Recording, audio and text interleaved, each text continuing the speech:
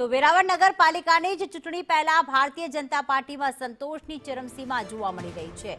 Ward number 1 માં સિંધી સમાજના ઉમેદવારને ટિકિટ આપવાના બદલે વોર્ડ નંબર 8 માંથી ટિકિટ ફાળવાતા સમાજમાં આગેવાનોમાં ભારે નારાજગી ફાટી નીકળી છે। મોટી સંખ્યામાં સિંધી સમાજના યુવાનો અને આગેવાનો ભાજપ કાર્યાલય પહોંચ્યા હતા અને ઉગ્ર રજૂઆત કરી હતી।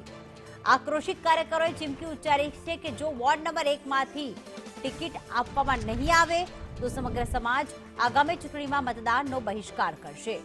હાલમાં સોશિયલ મીડિયા પર પણ આ વિરોધના મેસેજ વાયરલ થઈ રહ્યા છે, જેણે ચૂંટણી પહેલા ભાજપ માટે આંતરિક તણાવ વધારી દીધો છે।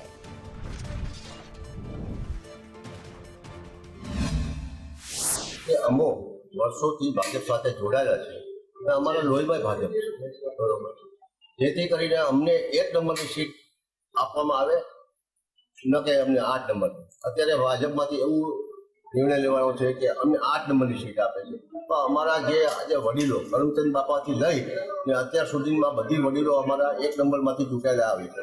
અમારું પ્રભુત્વ જ 1 નંબર વિસ્તારમાં છે, જેથી કરીને